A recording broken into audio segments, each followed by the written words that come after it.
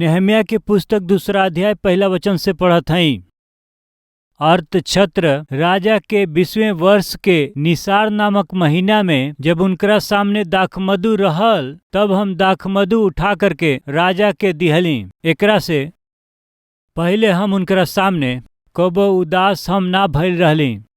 निसार महीना यानी मार्च अप्रैल के बीच के दिन, यानी वो पिछला समय में किस्लेव महीना में यानी नवंबर दिसंबर, वो समय का वो महीना।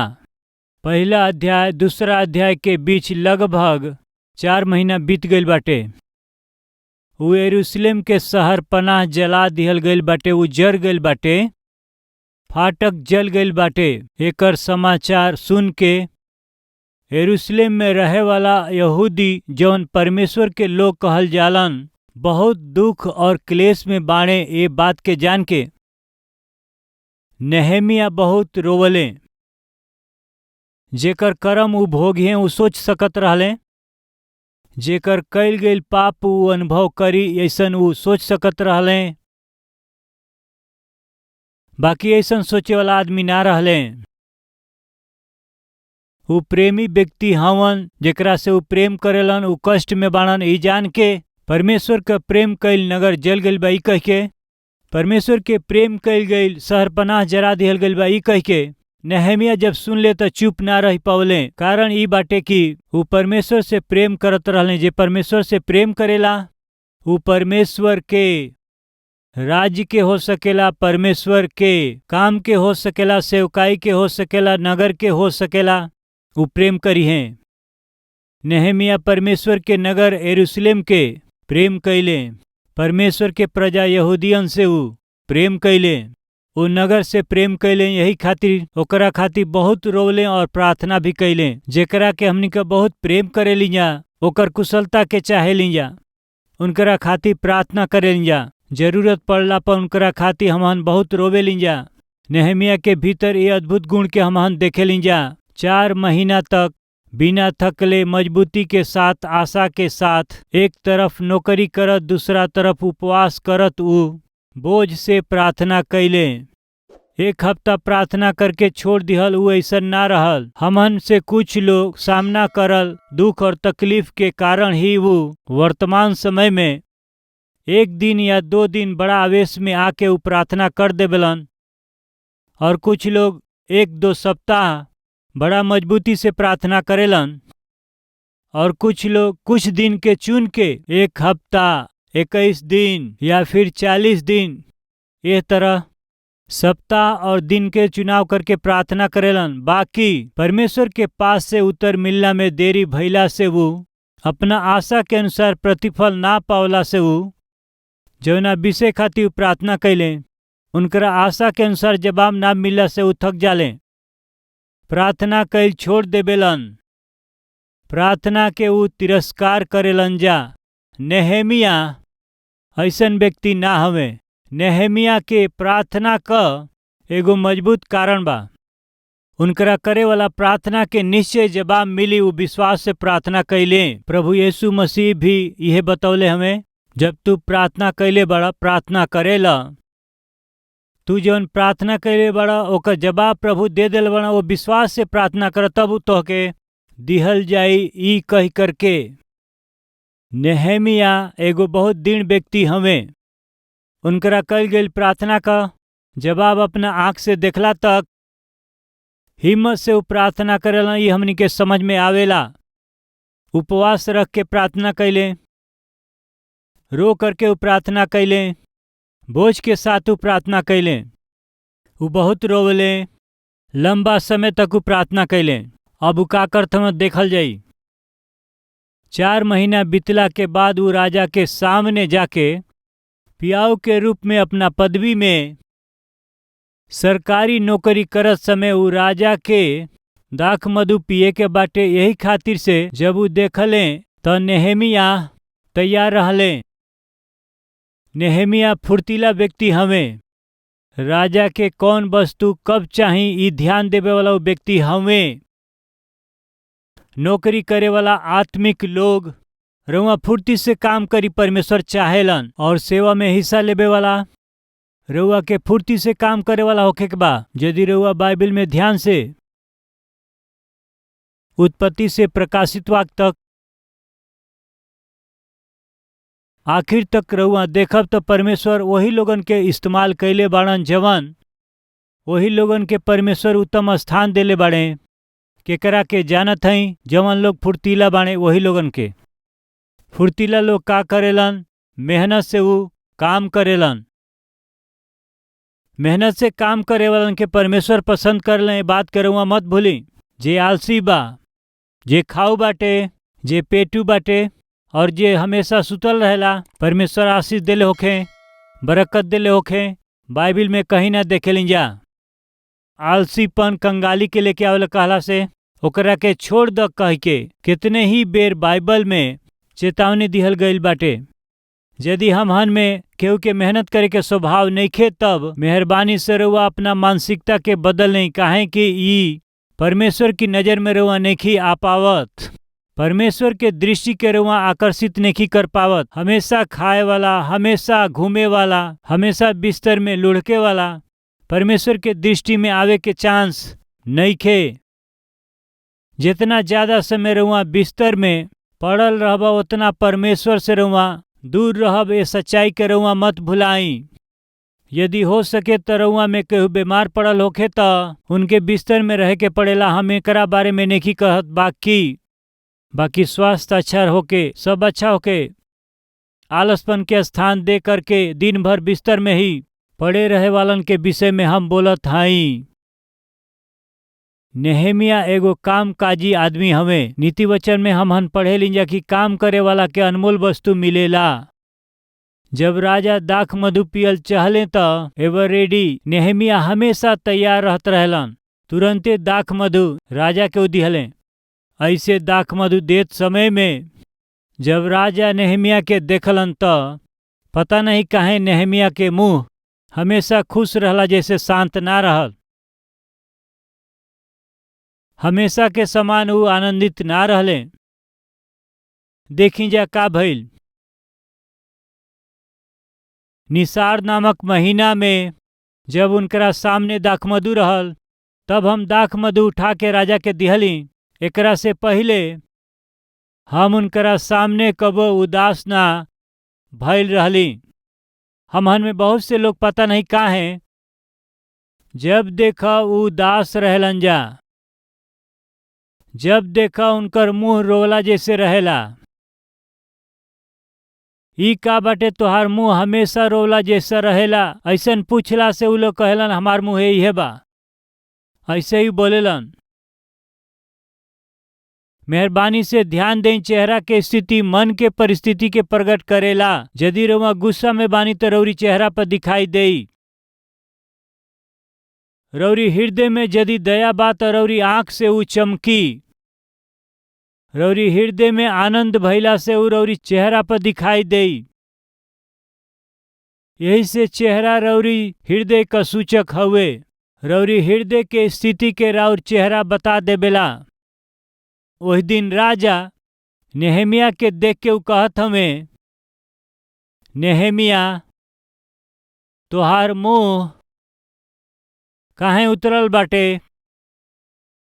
राजा पूछत हमें, नेहेमिया काहे ऐसन बाड़ो, काहे ऐसे बाड़ो? एकरा से पहले कबो भी वहाँ देखी का लिखल बा। एकरा से पहले कबो भी हम राजा के सामने उदास ना दिखाई दिहली। कुछ लोगन के जीवन में उदासी का कारण हम बताई का, रोला के कारण हम बताई का, असंतुष्टि बहुत लोगन के जीवन में रहे वाला ई अशांति और असंतुष्टि का मुख्य कारण का हुए कि असंतुष्टि। नेहेमिया अपना नौकरी के कारण एगो संतुष्ट व्यक्ति हवे। हम तो एगो राजा के पियाऊ हई और बहुत ही ज्ञानी हई। परमेश्वर हमरा साथे बड़े। परमेश्वर की आत्मा हमरा में बा। हम काहे एगो पियाऊ के रूप में राजा के भोजन के हमेशा चखल और राजा के पिए वाला पदार्थ के चखल का हुए।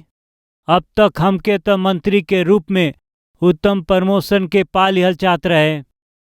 यदि हमरा सामने आसपास के मंत्री लोग के तुलना करब तो ई लोग हमरा सामने कोनो काम के ना होई हैं। कई बार आदमी के पास जवन कुछ होला ओकरा से संतुष्टि के बगैर जियत हमें, यही से उनकरा जीवन में जब भी देखा वो कुछ खो देले बाड़न ऐसन दिखाई देबेलन। निराशा, दुख, वेदना बहुत अच्छा रीति से उनकरा चेहरा से प्रकट होखेला। जब देखा उन्हें लोग के सब कुछ खो देले बाड़न ऐसन दिखाई देलन। जब भी देखा उनकरा पास कुछ नहीं के ऐसन दिखावेलन। कारण का बा? बाइबल में का बाटे जानत हई? परमेश्वर इस्राएली लोगन के सब कुछ दे दिहले। 40 बरिस तक जंगल में बिना कोनो आधार के उन्हों लोग के पोषण कैले। रात में अग्नि के ज्वाला के जैसे वो अंधकार में ना रह, परमेश्वर उनकरा साथे अग्नि के ज्वाला बन के रहले। मरुभूमि में, मरुस्थल में यात्रा करत समय उन्होंने लोग के नुकसान ना पहुँचे। बादल के खंभा के रूप में उन्हन पर छा गई रहले। 40 बरिस इस्राएली लोग जंगल में जब वो चलत रहले, उनके पाँव में छाला ना पड़ल, उनके कपड़ा ना फटल, उनकरा गोड़ के जूता ना फाटल। परमेश्वर ऐसे संभलने। स्वर्गदूत के भोजन मन्ना से उन्होंने लोग के तृप्त कैले। बाकी पता नहीं काहे वो परमेश्वर जितना उन्हों लोग से प्रेम करें, जितना उन्हों लोग के पोषण करें, हमेशा रोवल ही रोवल, परेशान करके रख दियले, परमेश्वर के तंग करके रख दियले। जंगल में वो बहुते ही परमेश्वर के वो लोग परीक्षा कैलन जा, ऐसे बाइबल में लिखल बा।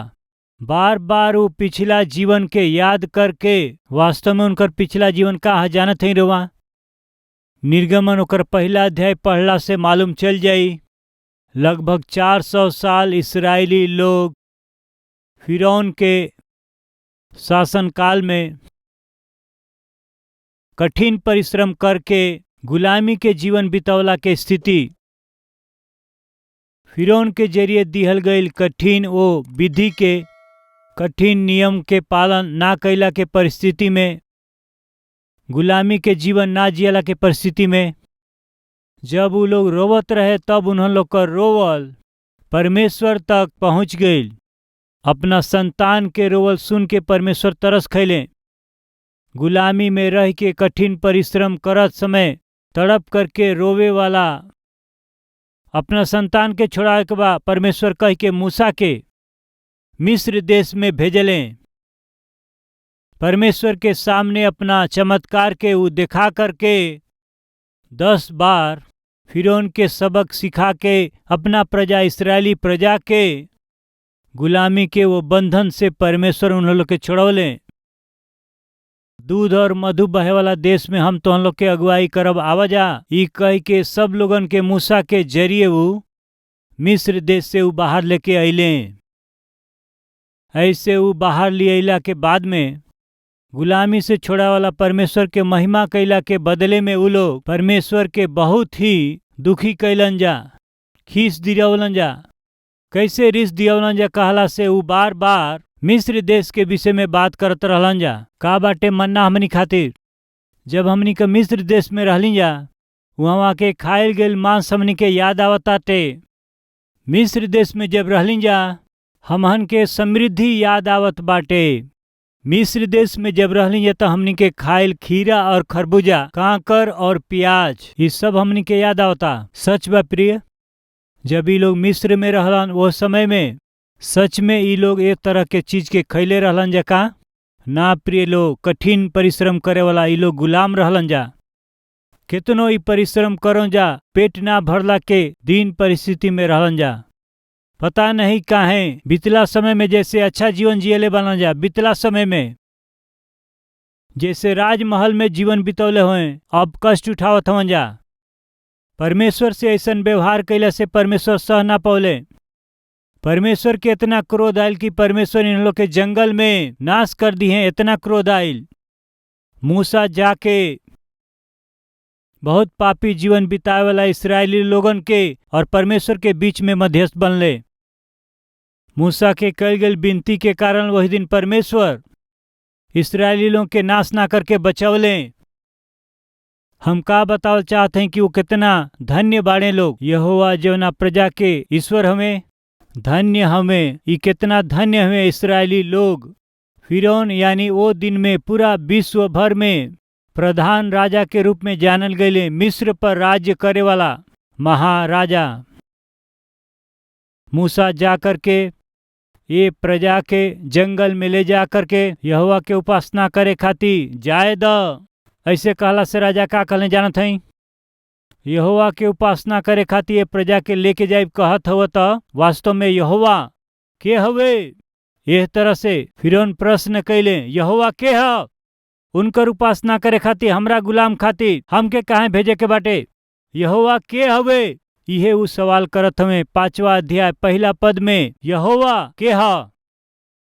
इतना कठोरता से फिरौन के बात कैला से परमेश्वर यहोवा के हवे हम तो के बताएबी कह करके 10 गो विपत्ति के भेज करके फिरौन के सिर के झुका के और अपना प्रजा के छुड़ा के जंगल में लिया के जब उन्हों लोग के पोषण करत रहले, रिस दियावे लगलन जा, सतावे लगलन जा, अंत में परमेश्वर सह न पा करके जंगल में ही नाश करे का फैसला कैले। इस सब बतौला के कारण कहा पता नहीं, कुछ लोग परमेश्वर से कितनो आशीष पौला पर परमेश्वर उनके कितनो दे, कुछ भी दे दो, कुछ भी नहीं खे उन्हों के पास दिखावत रहलन जा। हो सकेला इसराफ होके हम कहत हई, आज संतुष्टि के बिना जिए वाला सुन जा, तोहरा चेहरा में आनंद ना हो सकेला, रौरी जीवन में आनंद ना हो सकेला।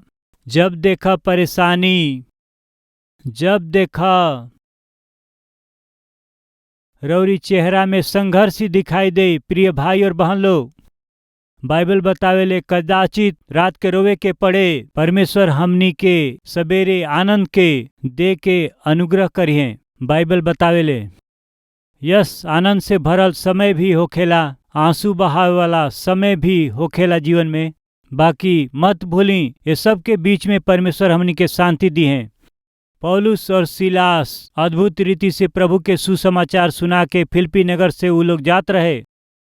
बेरहमी से पौलुस और सिलास के मार करके घायल करके जेल में डालला से पौलुस सिलास रोले नहीं, जख्म के साथ में, चोरन के साथ में, दुख में, अपमान में परमेश्वर की ओर देख के वो लोग का कैले जानत हैं का? प्रार्थना कैले, भजन के गौले।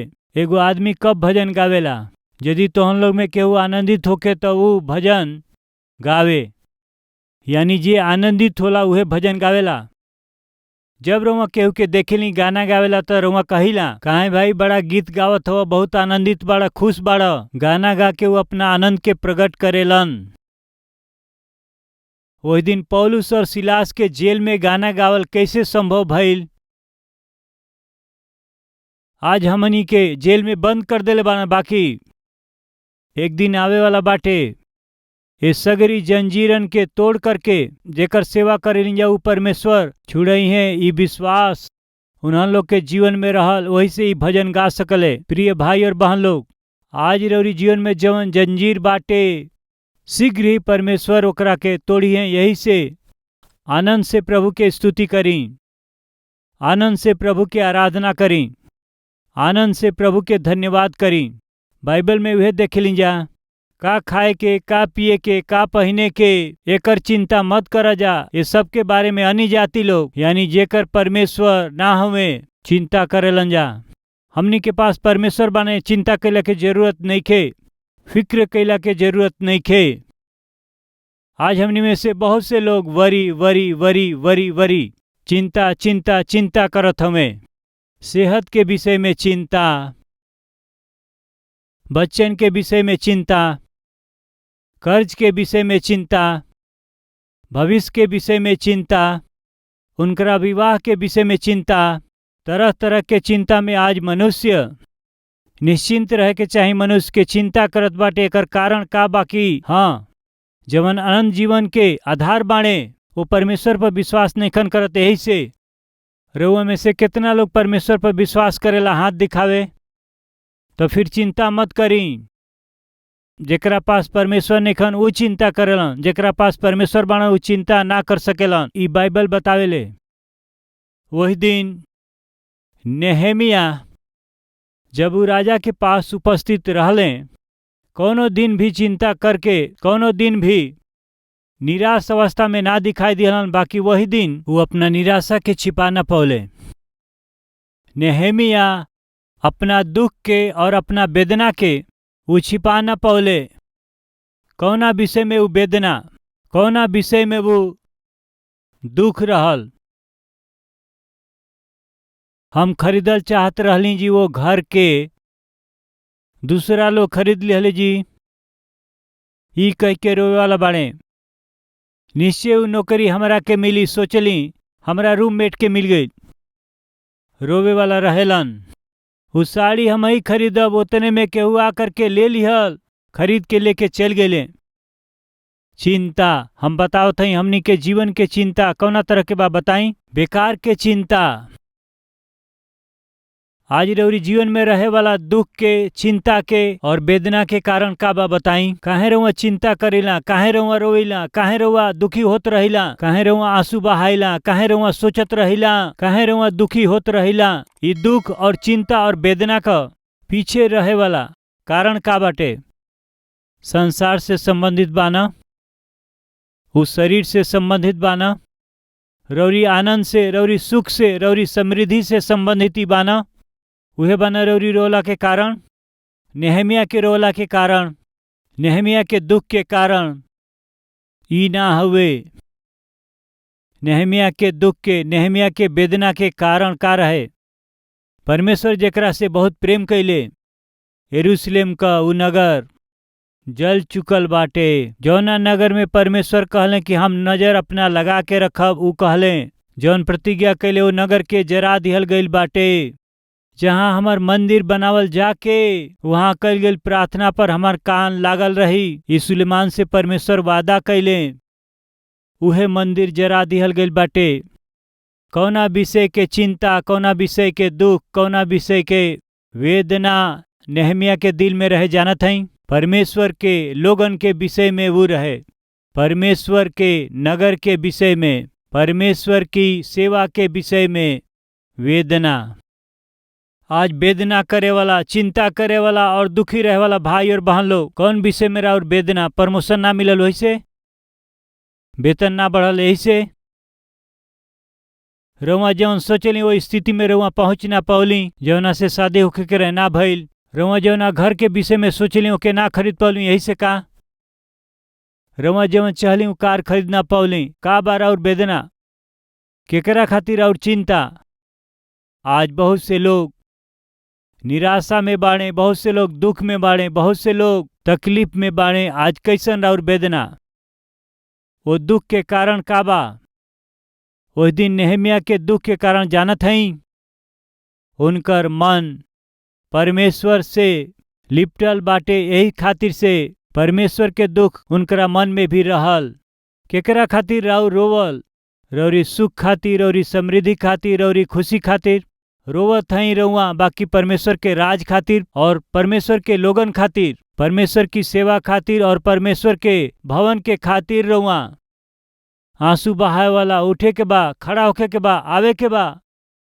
ऐसन मन देई हमरा के कह के प्रार्थना करी जा।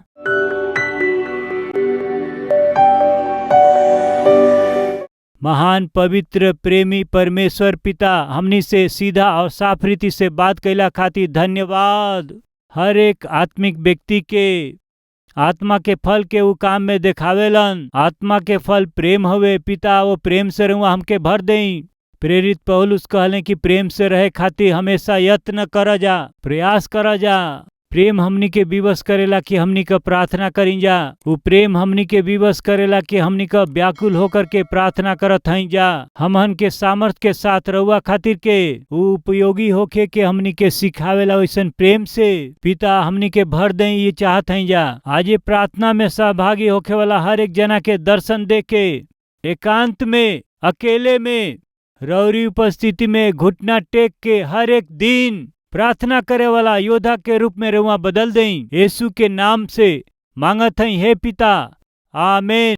आज कलवरी के आवाज के कई करोड़ लोग देखेलन, खाली हिंदी में नहीं, तमिलनाडु वाले तमिल में, कर्नाटका वाला कन्नड़ में, केरला वाला मलयालम में, उड़ीसा वाला उड़िया में, महाराष्ट्र वाला मराठी में, पश्चिम बंगाल वाला बंगाली में, पंजाब वाला पंजाबी में, यूपी बिहार भोजपुरी में, तेलंगाना आंध्रा वाला तेलुगु में, उर्दू भाषा में, पाकिस्तान, जम्मू कश्मीर, अफगानिस्तान, गल्फ देश वाला गुजराती, आसामी, नेपाली, इंग्लिश में, ऐसे भारत के हर एक मुख्य भाषा में प्रभु यीशु मसीह के उद्धार के सुसमाचार के प्रचार करे वाला सबसे पहला आराधनालय कलवरी टेम्पल हवे।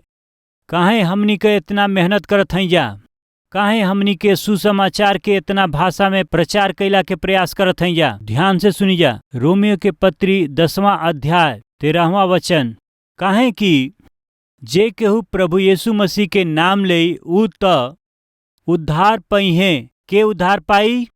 जो यीशु मसीह के नाम ले ऊ उद्धार पाई है। यदि लोगन के उद्धार होखे के बा, यदि उन्हन लोग के पाप के माफी होखे के बा, तो उन्हन लोग के यीशु के नाम के बुलावे के बा। बुलावे के बाद तो विश्वास करे के पड़ी। विश्वास करे के बाटे तो प्रभु के बारे में सुने के बा। प्रभु के बारे में सुने के बा तो केहू के न केहू के सुनावे के बा। यदि केहू सुनावे वाला होखी तो उन्हन लोग के भेजे वाला भी केहू न केहू होखे के चाही। कलवरी की आवाज के मदद करे वाला का करत हमें जानत हई? ई सेवक जौना प्रभु के वचन के प्रचार करत हमें, रौरी मदद के जरिए ही प्रचार हो सकेला। हम जौना वचन के प्रचार करीला 17 अलग अलग भाषा में भारत के चारों कोना में पहुँचेला। खाली भारत में ही नहीं, हमारा पूर्व की ओर बांग्लादेश में, दक्षिण की ओर श्रीलंका में, उत्तर की ओर नेपाल में, पश्चिम की ओर पाकिस्तान में, अफगानिस्तान में, गल्फ कंट्रीज में कलवरी के आवाज का प्रचार होखेला। उनकरा अपना ही भाषा में, खाली अपना ही देश में नहीं, बाकी आस पास के सगरी देशन में हम सुसमाचार फैलावत हई जा। आवे वाला दिन में एशिया के हर एक देश में सुसमाचार के पहुँचाए वाला कलीसिया प्रभु हमके बनावे। ऐसन प्रार्थना हमहन जरूर करी। जौना सुसमाचार से हमनी के मुक्ति पौली जा ओकरा के दूसरा के ना दिहल, हाँ अच्छा ना हुए फैसला करी जा। हमार उद्धार यही से भइल काहे कि केहू हमरा के प्रभु यीशु मसीह के बारे में बतावल।